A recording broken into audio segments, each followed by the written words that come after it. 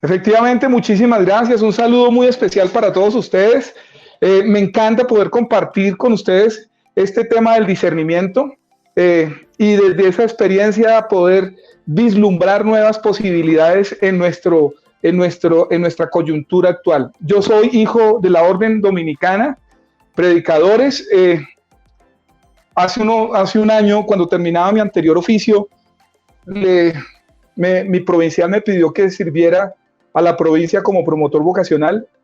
Yo le respondí a mi provincial que normalmente ese era un oficio para un fraile joven, para un fraile recién ordenado, para un fraile con mucho ímpetu y con mucha salud. Y entonces él insistió en que fuera el promotor vocacional. Pues por cuestiones de obediencia accedí, y un año después de ser promotor vocacional, no puedo negarles a todos ustedes que me siento muy contento de poder ser promotor vocacional en una coyuntura como la que estamos viviendo. Me parece que en estos temas de la iglesia, de pedofilia, de escándalos, en estos temas de conflicto interno de la iglesia que se hace público, de las situaciones económicas al interior de la iglesia y también en los conflictos de la sociedad, para mí es una alegría inmensa poder compartir la experiencia del discernimiento, de ser promotor vocacional y acompañar a nuestros muchachos en este proceso.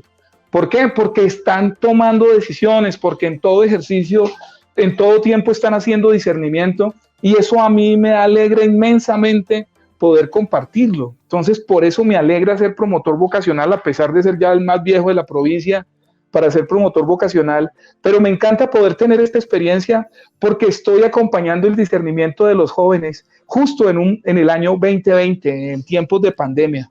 Entonces, cuando Marquitos me invitaba a reflexionar en torno a discernimiento y espiritualidad, pues sentía que había una concordancia profunda con nuestras búsquedas, con toda la reflexión que hemos hecho a lo largo de este tiempo y que hoy de manera particular en medio de la pandemia también estamos haciendo. Por eso me alegra poder estar con ustedes en esta coyuntura, en esta situación, compartiendo el tema del discernimiento. Le pido al Señor precisamente que derrame su espíritu sobre nosotros. Yo no puedo hacer teología, yo no puedo hacer ningún discernimiento sin la presencia del Espíritu, sin sus dones. Y por eso, con todo respeto y frente a ustedes, le suplico al Señor luces, que me dé como predicador las palabras que necesito y que necesitan ustedes hoy en medio de sus coyunturas, en medio de sus situaciones particulares. Le pido al Señor que nos acompañe, que nos dé capacidad para seguir integrando elementos que nos permitan tomar decisiones. Señor, derrama tu espíritu sobre nosotros. Tú conoces en qué situación está la tormenta de nuestras historias personales. Tú sabes de nuestro dolor, de nuestras incertidumbres, de las dudas. Tú conoces que muchos hacemos esta oración y por dentro no sentimos nada, pues ponemos eso también en tus manos. Tú conoces el agobio de los nuestros, tú conoces las preguntas que muchas veces te hemos hecho.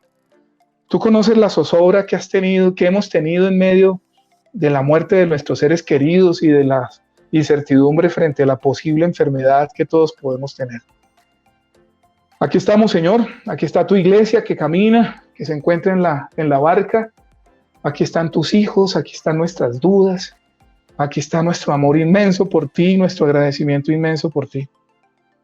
Perdónanos por nuestras dudas, pero también te agradecemos por nuestras dudas que nos han permitido caminar y nos han permitido llegar a foros como este buscando respuestas. Ven, Señor, fortalécenos y acompáñanos. Gloria al Padre, gloria al Hijo y gloria al Espíritu Santo, como era en el principio, ahora y siempre, por los siglos de los siglos. Amén. Como ya Marquitos nos comentaba y como a muchos se les ha dicho, el tema de hoy es discernimiento y espiritualidad, y yo lo he querido titular, el subtítulo de este gran título y de este tema es Poder y Discernimiento. Poder, discernimiento, y en algún momento me gustaría poner al final de este subtítulo comunión. Entonces, no sé, eso ya el comunión todavía, o sea, poder, discernimiento, puntos suspensivos, y al final cada uno pondrá comunión o no la pondrá. Eso es un tema que en cierta manera es personal, pero que tiene unas repercusiones comunitarias, eclesiales, eucarísticas para todos. Pero ahí dejo los 3 puntos: discernimiento y espiritualidad. Entonces mi pregunta es, bueno, ¿qué espiritualidad podríamos nosotros alimentar para tomar decisiones, para hacer discernimientos? Porque los discernimientos están vinculados íntimamente a las decisiones y a los momentos coyunturales. Entonces estamos en un momento de discernimiento eclesial, estamos en un 2020, he venido repitiendo esto con mucha regularidad, es decir, estamos en el 2020, en la optometría, la vista 2020 es la vista perfecta, y cuando el optómetra nos está poniendo una serie de lentes, cuando nos ponen ese aparato así lleno de cosas, lo que está buscando es la vista perfecta para poder enfocar. Y resulta que todo esto nos está pasando, todo lo que nos está ocurriendo nos está pasando en el 2020. Entonces, hoy una espiritualidad de discernimiento necesariamente tiene que hacernos suplicar al Señor: Señor, dame una vista 2020. Mira, es que yo tengo unos problemas de presbicia y un poco de cosas. Señor, dame una vista que me permita mirar lo que está pasando, y a partir de lo que estoy viendo me permita tomar decisiones. En el fondo sería: permíteme discernir, permíteme sopesar, permíteme descubrir, ayúdame a ser prudente. La virtud de la prudencia es la capacidad, providente viene de la palabra provideo, ver antes. Permíteme ver antes. Yo soy hijo de Domingo de Guzmán, el hombre de Caleruega, y los hombres de Caleruega y de toda esa región del Río del Duero en España, que es como un poquito más allá del centro, más como tirando al norte. Esa era la frontera, toda la región del Duero era la frontera que estaba limitando que los moros no los invadieran. Entonces toda la región del Duero se caracteriza por los castillos y por las torres. Entonces Domingo de Guzmán es hijo de Caleruega, y en Caleruega hay una torre donde todos los Guzmán tienen que aprender a mirar. Entonces un dominico, Domingo de Guzmán, como castellano y como hombre de esa región del Duero, tiene que saber mirar para tomar decisiones. Entonces el que sabe mirar dice: miércoles, enemigos, cierren las puertas y prepárense porque esto se va de guerra. Pero miren, 2020, o miren, dicen: miércoles, vienen los amigos, entonces preparen porque nos vamos de rumba, porque con estos vamos a celebrar. Entonces, en últimas, el castellano de Caleruega es el hombre del discernimiento, de la vista 2020, que leyendo lo que está pasando empieza a encontrar respuestas y toma decisiones. Ese es Domingo de Guzmán, mi padre, el que amo profundamente. Yo amo 2 santos. Bueno, a San José, pero bueno, San José es fuera de serie. Para mí los santos Domingo y Martín de Porres. Para mí el negro, lo mejor. Pero volviendo a Domingo, digo, miércoles 2020. Entonces Domingo en el siglo XIII, como buen castellano, como el man que sabe mirar desde la torre, vislumbra cosas, lee lo que está pasando, descubre en el sur de Francia unas situaciones complicadas y en toda Europa complicadas. Entonces el hombre discierne, tiene vista, y a partir de lo que ve, toma decisiones, funda la orden de predicadores. Entonces yo soy dominico y soy promotor vocacional, y entonces soy pues el fraile que en la provincia en este momento, como todos mis hermanos, está leyendo lo que está pasando, abriendo los ojos.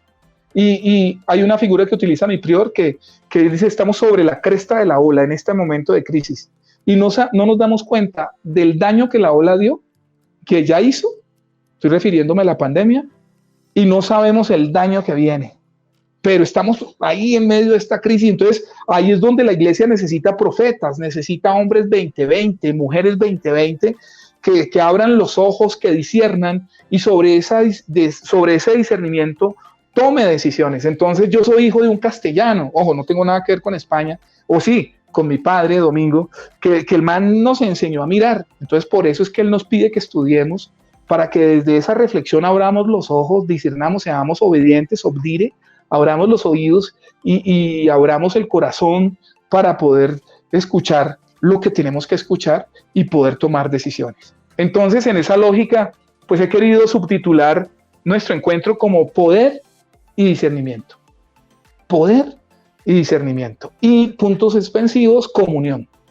Entonces, Como quiero plantear dos temas. El primer tema es sobre la pobreza del hombre en el reino animal, para que posteriormente seguir a hablar un poco de los discernimientos que hay tanto en el Antiguo como en el Nuevo Testamento. Voy a hablar de manera general porque pues no tenemos mucho tiempo. Entonces, el primer punto tiene que ver con algunos autores ingleses, Michaels, Sner. Hay una serie de autores ingleses que dicen que en el reino animal los seres humanos somos los animales que tienen la niñez más larga de todos los seres, de todos los animales. Somos los animales con una niñez larguísima. Las autoridades civiles dicen que algunos somos mayores después de los 18, pero hay gente que llega a los 50 y todavía no ha madurado. Así, de ese porte es. Entonces, ¿por qué dicen estos autores que tenemos una niñez tan amplia? ¿Por qué? ¿Por qué razón? Porque dice el autor, dicen estos autores, que tenemos una niñez muy amplia porque somos los más pobres de todos los animales a nivel de programación genética. Entonces, un pájaro carpintero nace y la demora es que el piquito se le desarrolle un poquito y ya está listo para echar pico a la madera. Y él le da y de ahí para adelante hasta que se muere. Un becerro nace y casi que de forma automática, por genética, por instinto, se para y ya sabe qué buscar porque sabe dónde se alimenta. ¿Sí? Y se para, y es más, en ganadería, apartar los terneros es una manera, se puede hacer yo no sé cuánto tiempo, pero rapidísimo. Entonces, ¿qué dicen estos autores? En el mundo animal, los animales nacen programados y esa programación, pues, inmediatamente les permite desenvolverse rápido. ¿Qué sucede con los seres humanos? Nacemos desnudos, nacemos pobres. Y entonces lo que sucede con esta niñez tan larga es que se nos van incorporando elementos, aprendizajes, y en medio de esos aprendizajes, pues vamos aprendiendo, vamos descubriendo, vamos incorporando conocimientos, habilidades, los vamos sumando, y así poco a poco hasta que se nos habla de ser maduros y de poder tomar decisiones. Entonces, a partir de estas premisas es donde se dice, ¿en dónde hay una diferencia entre el simio y el hombre? ¿Dónde está la diferencia? Entonces estos autores dicen, no necesariamente tiene que ser en la razón. Lo que nos diferencia es en la capacidad de tomar decisiones. Atención a eso. O sea, lo que nos diferencia de los animales es la capacidad de tomar decisiones. Entonces, ¿qué sucede? Que porque el animal ya nace programado, el pájaro carpintero no se especializa en maderas suaves, en maderas livianas, en gomas, no hace artes especiales, no aprende a hacer bibliotecas, no, él sabe echar pico el resto de su vida. El ser humano que no sabe nada, que nace desnudo, que nace pobre, hay un momento en que al incorporar muchísimos elementos en su vida y muchos aprendizajes, puede optar, puede tomar decisiones. Entonces, su pobreza, su desnudez, termina siendo su mayor riqueza. Y en su riqueza, lo que aprende es a tomar decisiones. Entonces, por decir algo, un animal que con sus garras sepa excavar la tierra, cualquier animal que con sus garras estén incorporadas para excavar la tierra, pues resulta que el día que las garras le crecieron, ya él no se las puede quitar. Pero nosotros, en nuestra capacidad y en nuestro desarrollo, aprendimos que un día, si yo quiero remover tierra, puedo usar una pica o una pala, y cuando deje de utilizar la pica y la pala, la suelto. Entonces, mi herramienta es eso, un instrumento que yo tomo, uso y suelto. Mientras que el instrumento para el animal ya lo tiene sostenido y lo tiene pegado a su vida el resto de su historia. Entonces, en ese orden de ideas, lo que nos encontramos es que una de las características nuestras es la pobreza.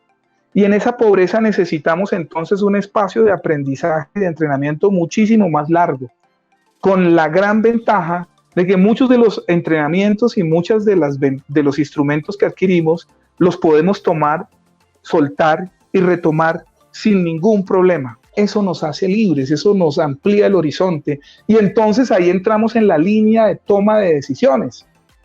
Cuando yo empiezo a tener todos esos intercambios, lo que descubro es que que las decisiones son las que me van construyendo. Entonces, en últimas, lo que somos todos los que estamos aquí somos las decisiones que hemos tomado y que han tomado sobre nosotros. Por eso, el papel del discernimiento es fundamental. Y hablar de una espiritualidad del discernimiento es hablar de la forma como le debemos pedir al Señor, de la manera como incorporamos la experiencia litúrgica espiritual a nuestra historia para que esté presente en las decisiones que tomamos. Por ejemplo, yo no creo en la media naranja. ¿Por qué? No existe una media naranja, existen pedazos diferentes. Y lo que yo hago es aprender a conocer, aprender a manejar situaciones diferentes y a partir de todos esos aprendizajes, a partir de todas esas herramientas que he incorporado en mi historia, yo tendré que tomar la decisión si me caso con ella o no me caso con ella. Y eso requiere discernimiento. Eso requiere discernimiento. Entonces, hoy nos encontramos con un ser pobre que en su pobreza termina convirtiéndose en riqueza, que su gran pobreza se vuelve su gran poder, porque le permite incorporar elementos para luego tomar decisiones. Ahí es donde está el tema del discernimiento. Quisiera sumar un dato más, y es que, pues, en medio de ese discernimiento, la pregunta es, ¿qué tipo de espiritualidad para eso? Entonces, Señor, regálame una novia. Señor, permíteme decidir si lo mío es ser sacerdote o no ser sacerdote. Hombre, Dios no te va a hacer aparecer la Virgen en un buñuelo para que vos, sí, gracias por hablarme por medio de ese buñuelo, ya voy a tomar la decisión. No, yo tengo que sopesar, yo tengo que hacer uso de mis herramientas, yo tengo que hacer uso de mi capacidad de tomar decisiones para poder responder, ya sea a una vocación religiosa, a una vocación matrimonial o a lo que sea que tengamos que decidir. Entonces ahí es donde empieza a marcarse el tema de la espiritualidad. O sea, ¿usted qué le pide a Dios? ¿Que le dé sorpresas? ¿Que le regale cosas? ¿Que le hable por medio de un buñuelo o de una pared húmeda?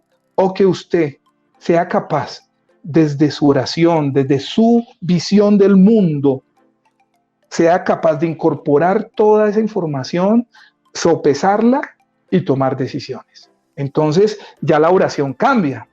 Ya usted no necesita ir caminando por todas las cuadras con el Santísimo, sino que el día que se arrodilla frente al Santísimo tendrá que hacer silencio respetuoso y decirle: Señor, necesito crecer, necesito abrir más los ojos, necesito leer toda esta realidad.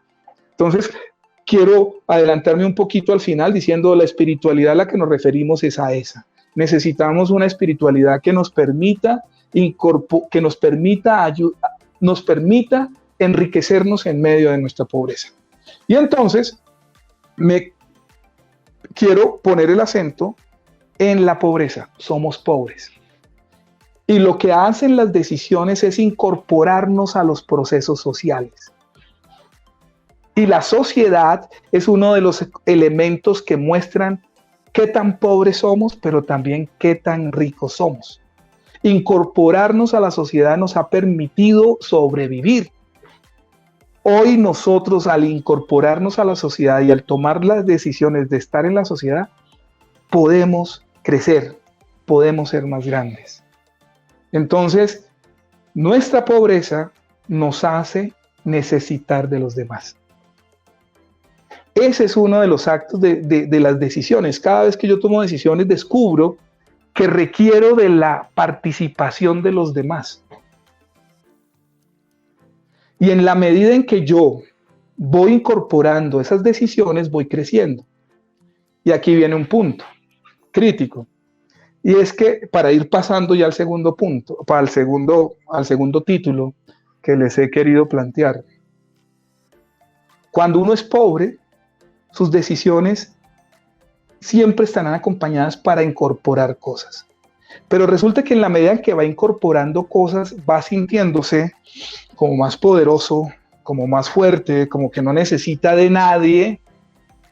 Y entonces nos encontramos con que muchos de los que están haciendo el discernimiento, cuando se van haciendo poderosos, empiezan a notarse que ya no son tan pobres. Atención a eso, que eso es uno de los grandes peligros. Normalmente cuando uno discierne en su pobreza, dice, hombre, necesito de los demás. Pero en la medida en que yo me voy haciendo poderoso y voy incorporando y voy creciendo, empiezo a decir, no necesito de nadie, porque todo lo puedo. Me parece estar escuchando a mi papá, porque la gente la puedo echar, porque yo tengo la plata, porque yo tengo el poder, y entonces no necesito de los demás. Entonces, nuestra pobreza se vuelve un problema. Cuando perdemos la noción de pobreza, la capacidad de tomar decisiones se nubla. Y aquí damos el paso. Antiguo Testamento, los reyes.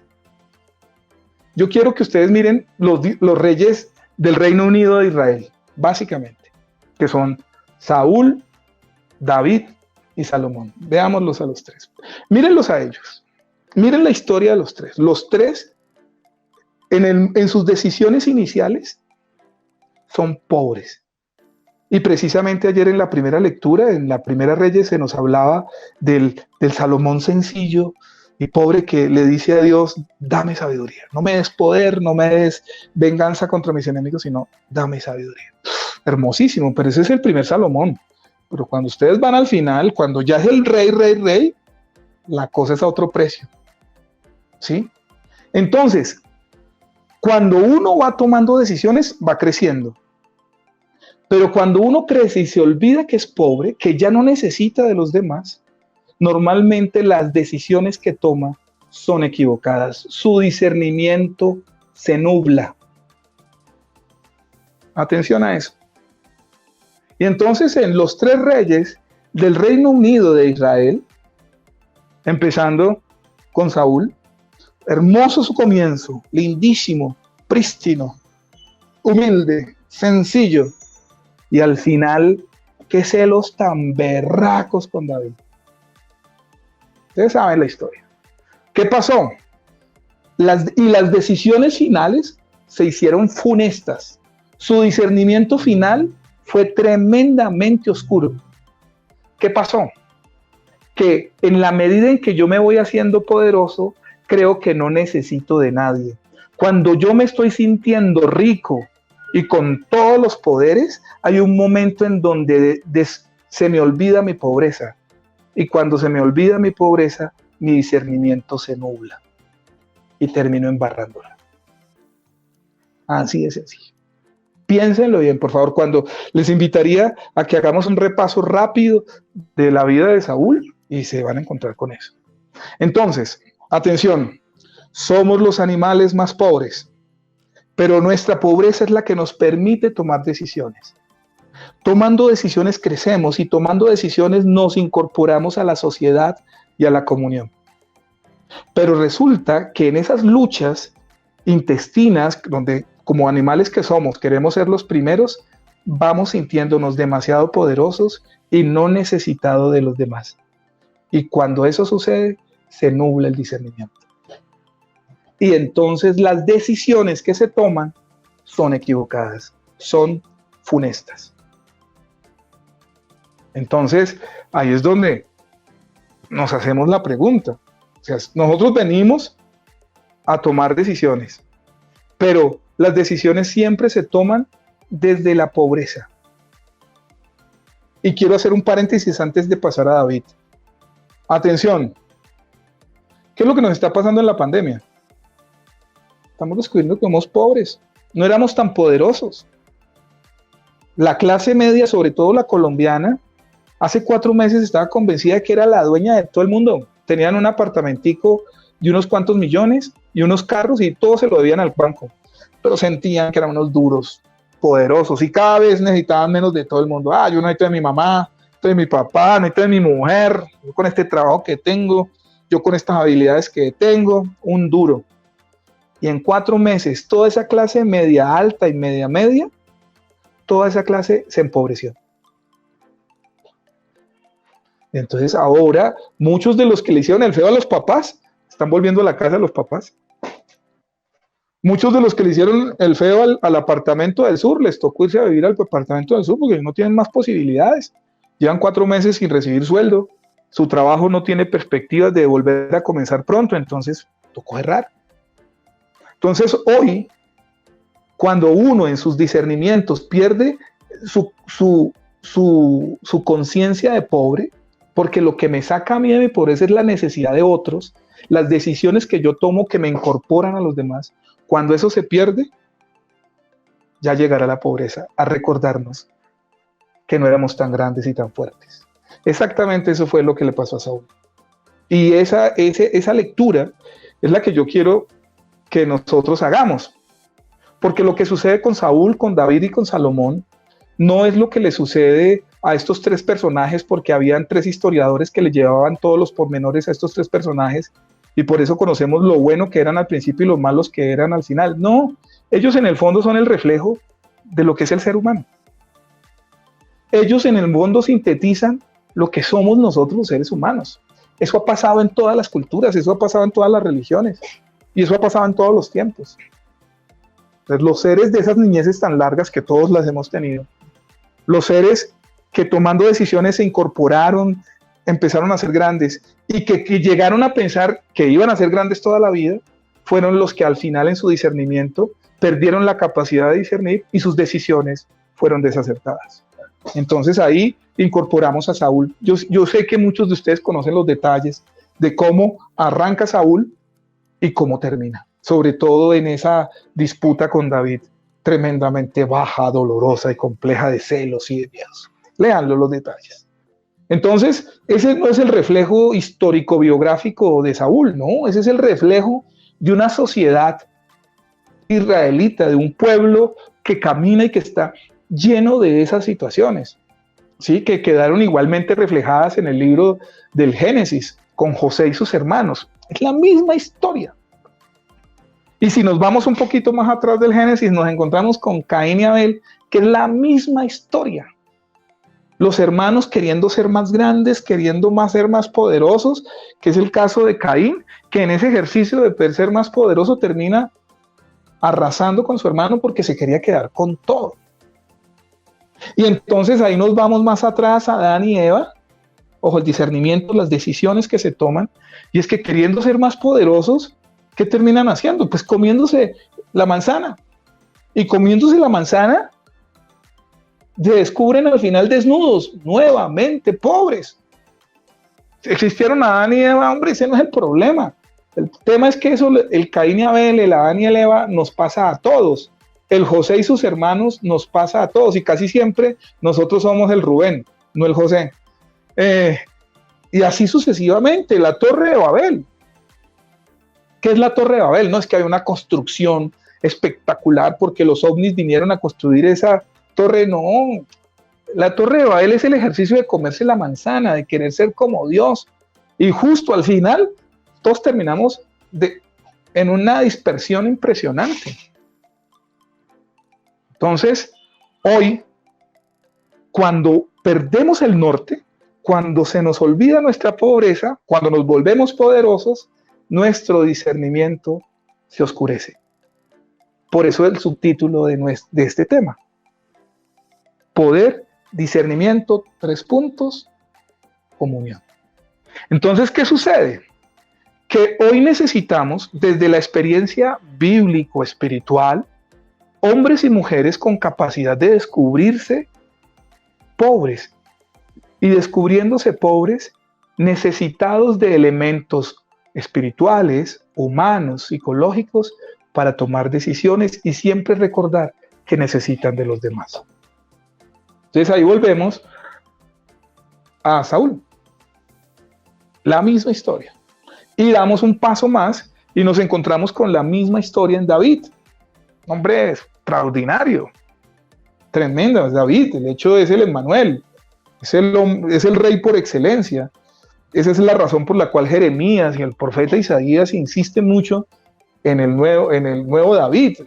Y por eso esa es la tradición que están buscando y que después se va a hacer concreción, se va a hacer concreta en el Nuevo Testamento. Hombre, el más perfecto, es el mismo que fue capaz de coger el marido de la otra y mandarlo a la primera línea para que lo mataran. Y fue el mismo que le quiso meter el hijo de él al general. Así de sencillo. Y no logró porque el man pues resultó muy, muy decente. Borracho, no tenía relaciones sexuales, entonces muy decente, muy querido, pues esa fue la pérdida de este señor. ¿Qué le pasó? Lo mandaron a la primera línea y lo mataron. O sea, ese es el David. Ojo, y eso nos pasa a todos. Esto no es una historia bibliográfica. Esto es una lectura de la humanidad. Y en esa lectura de la humanidad, pues nos encontramos con que el hombre pobre, que en su pobreza descubre a Dios y que en su pobreza logra tomar decisiones, recoger elementos y tomar decisiones acertadas, benéficas, se le oscurece la idea y termina tomando decisiones equivocadas. Y el rey de los reyes para mí es Salomón en ese sentido. Ese hombre sencillo que ayer escuchábamos en la primera lectura: Señor, dame sabiduría, enséñame a gobernar a mi pueblo, yo no quiero riquezas. Ese hombre terminó más enredado y con más concubinas y más enredado como un tenaz. De hecho, la división posterior se da precisamente por todos los gérmenes y por todos los gérmenes de división que el papá había dejado desde hacía mucho rato. Entonces, el final se obnubiló, se oscureció la decisión de Salomón. Entonces, volvemos al mismo punto. Pobre descubre que debe tomar decisiones, sus decisiones son claras, su discernimiento es claro y termina beneficiado, va creciendo. Y se le sube eso a la cabeza y al final, cuando siente que no necesita de nadie, su discernimiento es oscuro y sus decisiones son equívocas. Entonces, el subtítulo nuestro: poder y discernimiento. La conclusión es que si usted se hace poderoso y en ese poder siente que no necesita de nadie, su discernimiento ya no va a ser comunión.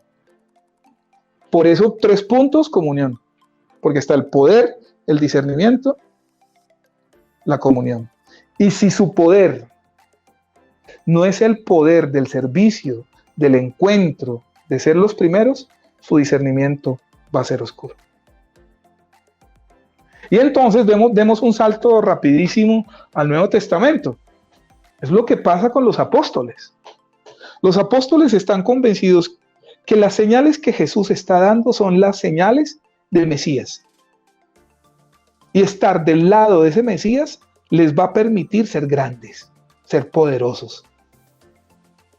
Entonces, muchos de los primeros seguidores de Jesús están convencidos que en la medida en que se incorporen a esa realidad mesiánica, van a terminar beneficiados con eso y se van a hacer poderosos.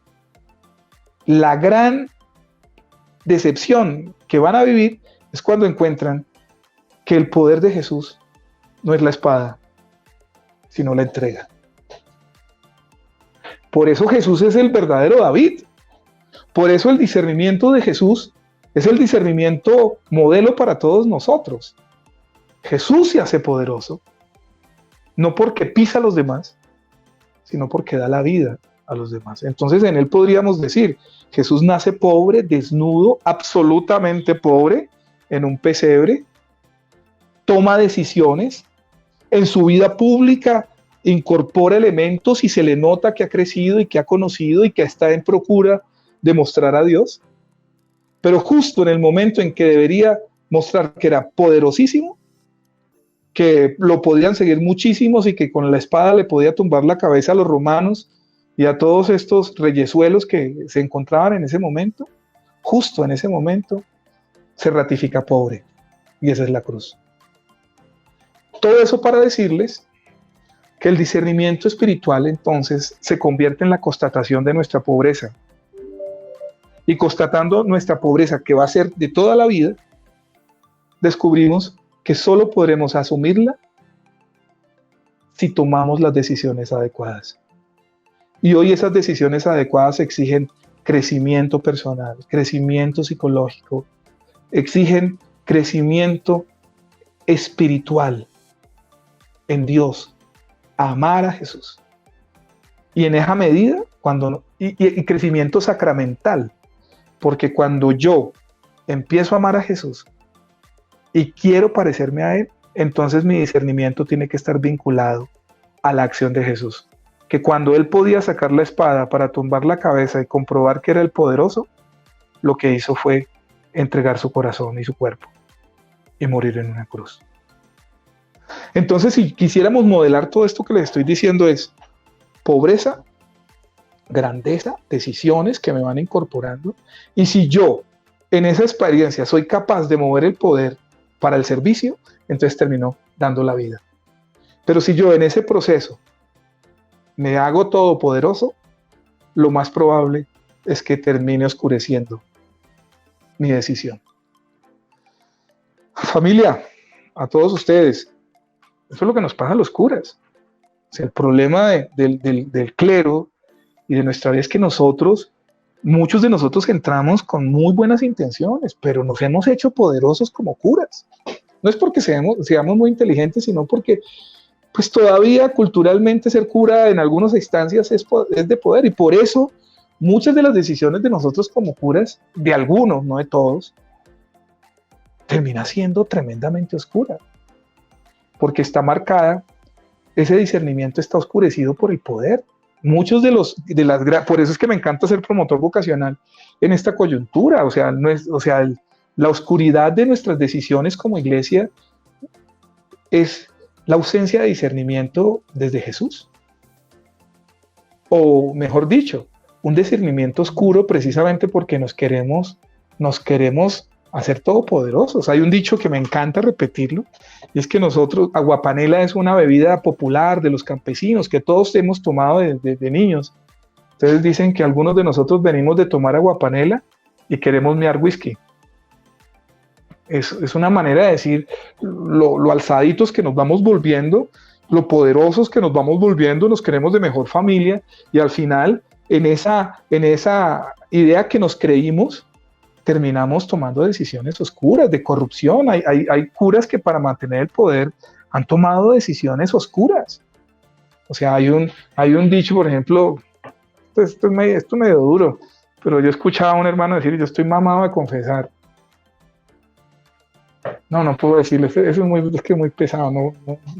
Bueno, decía: hombre, estoy mamado de confesar seminaristas con abortos.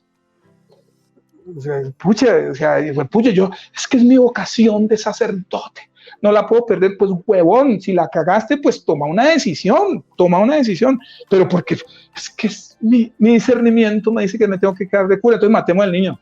Entonces, qué cagadón, weón. Entonces, ese es un sí, no pasa con todos los seminaristas, por favor, pasa. Es un dicho de uno de mis frailes que él se ríe mucho con eso. Pero lo que quiero decir es que muchos, por sostener el poder, hacen lo que sea en la iglesia.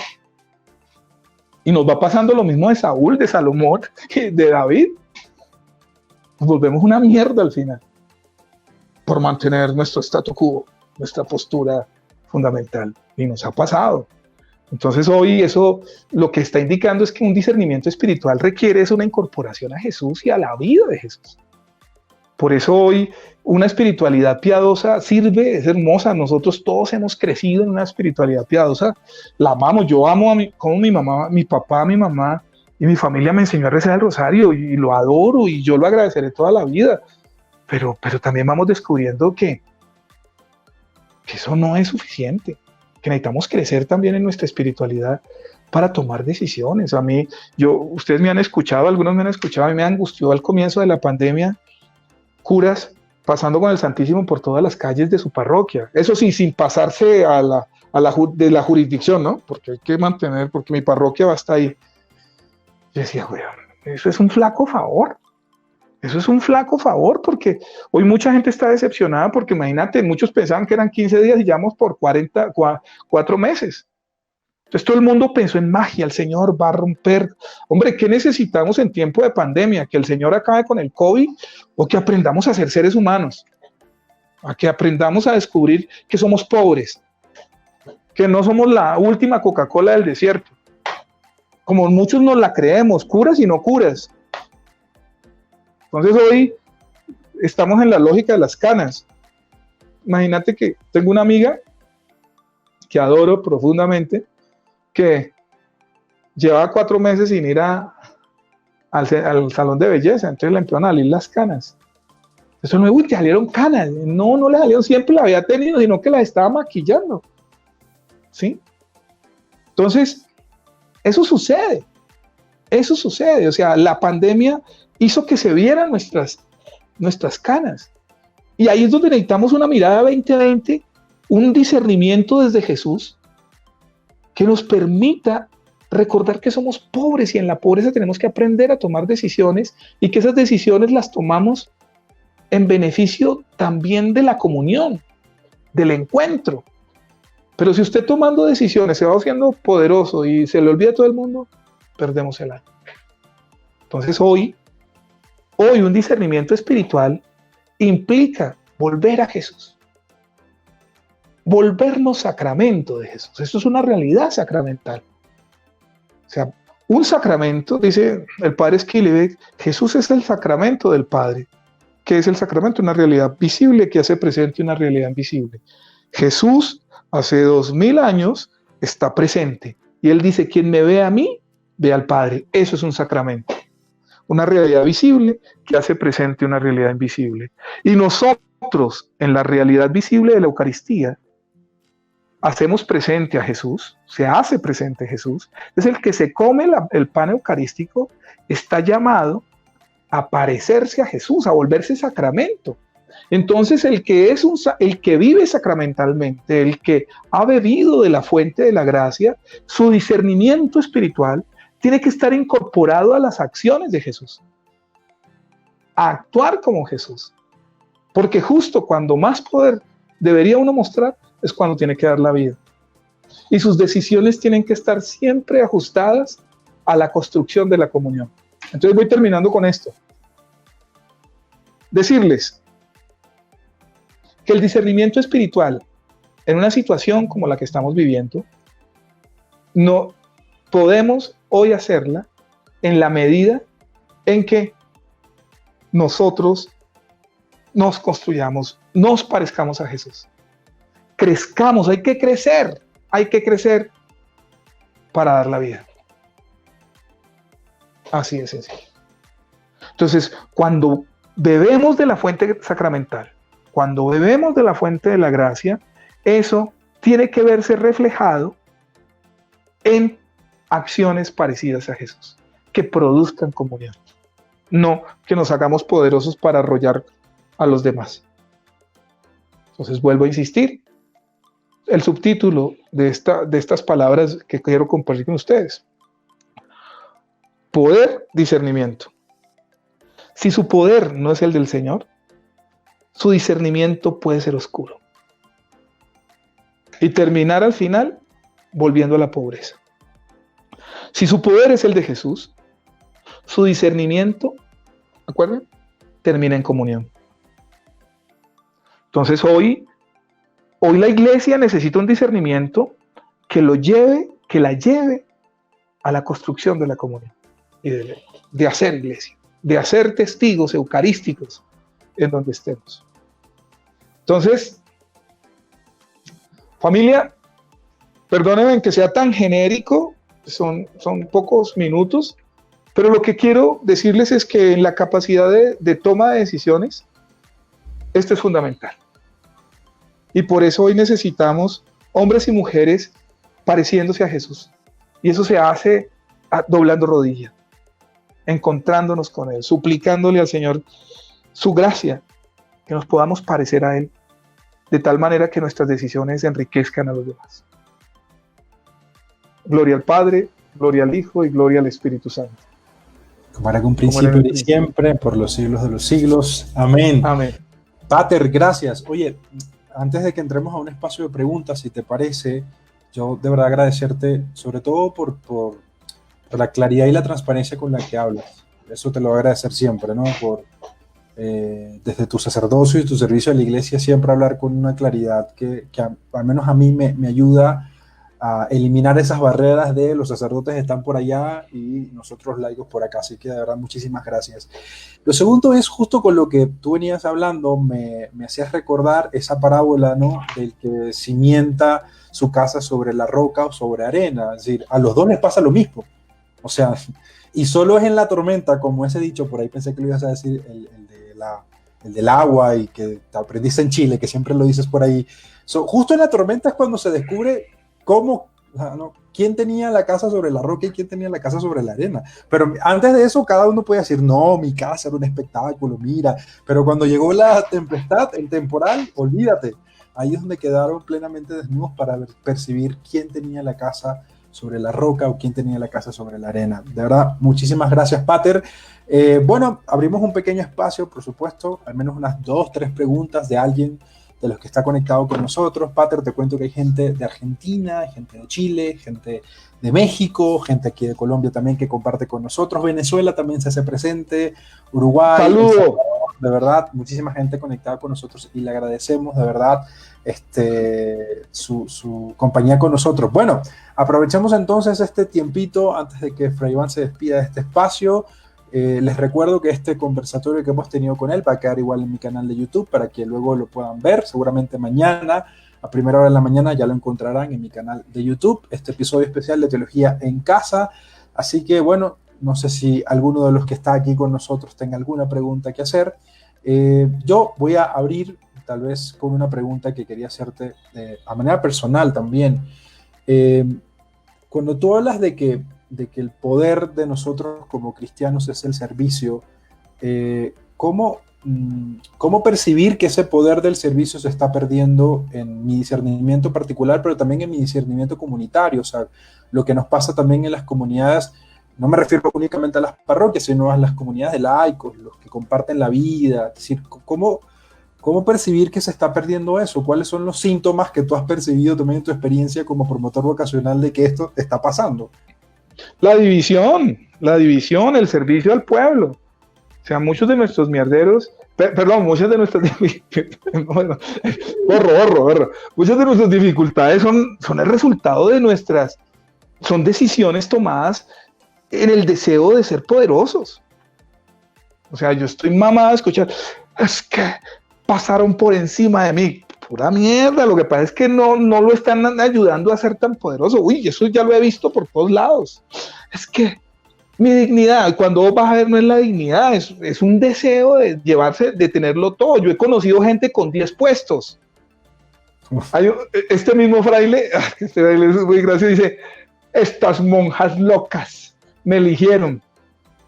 Estas monjas locas, él es muy gracioso, me eligieron, y cuando uno va a ver que las monjas, ella hizo hasta lo imposible para que las otras lo eligieran, y jodió a unas cuantas para que la eligieran, y al final, esa cara de humildad, esas monjas locas, y las otras monjas que se la comen y que la ahorcan, y eso pasa también entre nosotros, y eso pasa en la familia. O sea, las divisiones son el signo de que no estamos actuando como Jesús. O sea, de hecho, yo siento que una de las razones, ojo, esto es muy personal, que lleva al Papa Francisco a no tener en cuenta el grito de la Amazonía en el sínodo de la Amazonía, del matrimonio de los casados, fue la posibilidad de la división. O sea, al Papa le tocó recular, es porque donde él salga con eso, se le viene todo el mundo encima. Y lo gracioso, vos me lo has escuchado, pucha, el día que estaban lanzando Querida Amazonía, ese día el grito de la Amazonía, del pueblo amazónico, no tenía la misa, se volvió el grito de toda la Iglesia Católica. Nos quedamos sin misa. Algún día tendremos que leer ese signo de los tiempos. ¿Seguro? Algún día, espero que lo leamos. Ojo, yo no estoy diciendo que se caen los curas y que haya monjas, yo en ese rollo no me meto. Lo que estoy diciendo es que tenemos que leer, el pueblo lo dijo, lo gritó, y tenemos que leer lo que Dios nos quería decir ahí. Ojo, con todos los procesos, yo no estoy diciendo que haya que saltar, que haya que quitarse la ropa y salir en toples allá en la catedral, no estoy diciendo eso, estoy diciendo que hoy eso es parte del discernimiento de la iglesia. Sí, porque justo pasó en la misma, o sea, un par de semanas después, todo el mundo en cuarentena, todo el mundo encerrado. Entonces, la otra, ¿qué va a pasar si usted recibe la hostia? Esto me lo han escuchado, pero lo voy a decir cada vez que pueda. ¿Qué va a pasar si usted recibe la hostia en la mano? Quedan unas micropartículas y usted cuando se manda, pucha, el pueblo de Dios se quedó sin la Eucaristía. Man. Se quedó sin la Eucaristía, man. Qué dolor. Man. Ahí está, y hoy nos toca discernir cómo hacemos, necesitamos ponernos los ojos, qué hacemos para descubrir que el Señor no ha dejado de estar con nosotros. Ojo, hace 4 meses escuchamos, muchísimos escucharon, puedan ir en paz. La última vez no volvieron a escuchar esa palabra de un cura.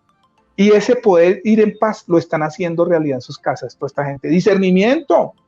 El discernimiento, yo necesito, Señor, que yo pueda ser cura aquí partiendo estas arepas y partiendo este desayuno con mi gente.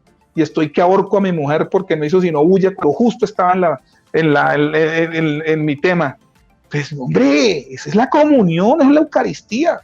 Yo estoy diciendo que no hay que volver a misa, no, volvamos, pero lo que estoy diciendo es que este pueblo aprendió. Y ahí el Señor sigue estando con nosotros. Y esa es la Eucaristía que amamos. Pues pucha, yo sigo celebrando, yo tengo la gracia de seguir celebrando misa. Pero nuestro pueblo todo se quedó sin misa. Sin las partículas en la mano y que no, que como solo no curas, bueno, que solo son curas porque los curas, vean, el grito del pueblo amazónico. Es que hay que leer los tiempos, justo en una pandemia que nos dejó asfixiados, que nos dejó sin aire, el pulmón de la humanidad, la Amazonía, en octubre del año pasado ya nos lo había dicho. Hombre, ¿por qué no dejan que una señora de estas que está aquí nos celebre la Eucaristía? No. Bueno, yo no estoy viendo que eso sea, espere, hagámoslo, pero hay que leerlo. Algo pasó. No cerrarse a leerlo. Bueno, Pater, mira, por acá Diana García te deja esta pregunta. Dice, nos toca como laicos comprometernos a cuidar, no caer en el clericalismo. ¿Podría ser eso una solución que nuestros sacerdotes no tomen decisiones oscuras? Claro, el clericalismo como el mal, ¿no? Como uno de los males que el Papa Francisco ha identificado. ¿Qué piensas tú? Sí, por ahí es. O sea, por ahí es. Ojo, no porque. O sea, lo clerical es la versión de poder de los políticos. O sea, los políticos, ¿qué hacen? Defender su statu quo. ¿Qué hemos hecho los curas? Defender el statu quo, huevón, vivimos bueno. Entonces no queremos dañar el paseíto.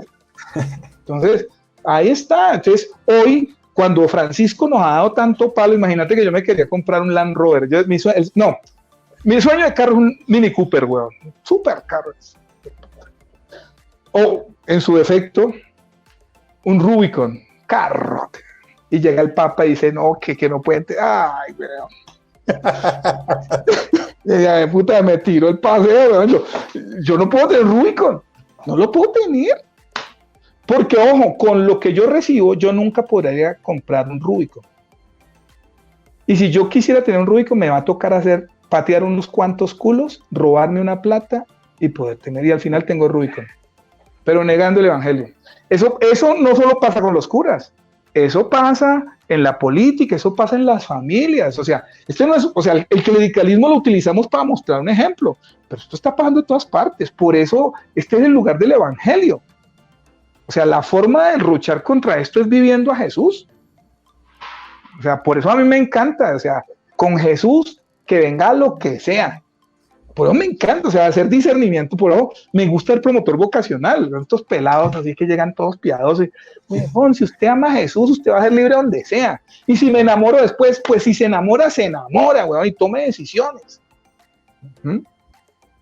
Y crezca, porque es que yo no proclamo la vocación sacerdotal, yo proclamo esa Jesús resucitado.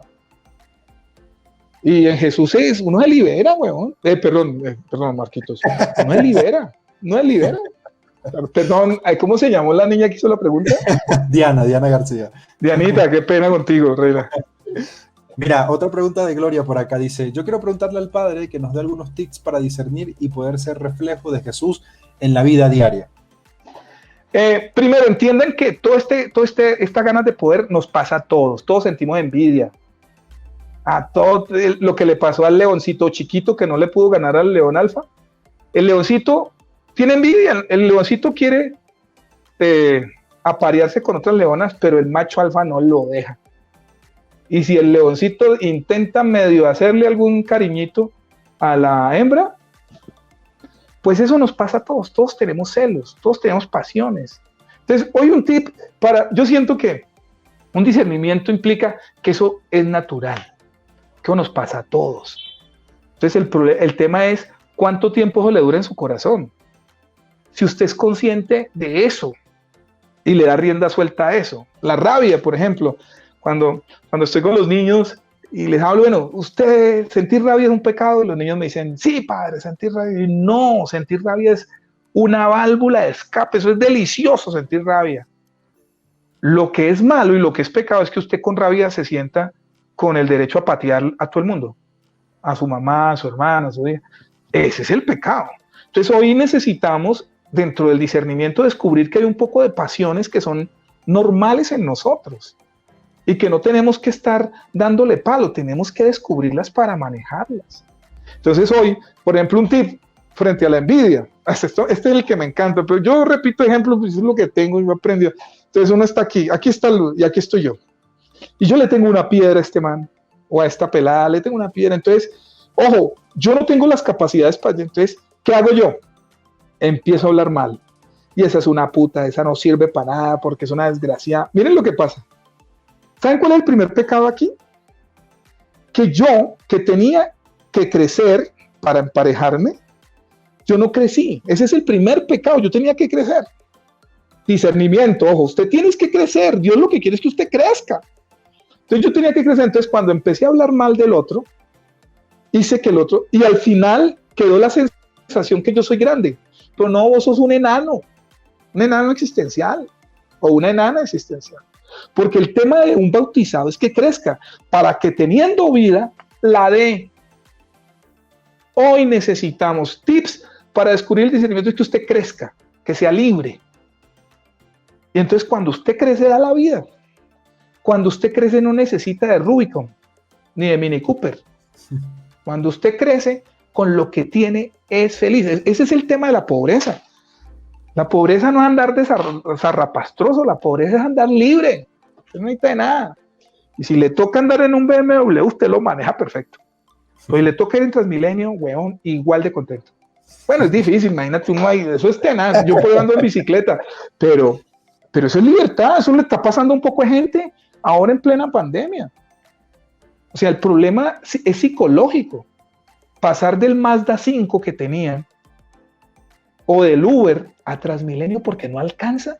Más de uno está sufriendo por eso. O sea, más de uno siente que se le acabó la vida porque le tocó volver a Transmilenio.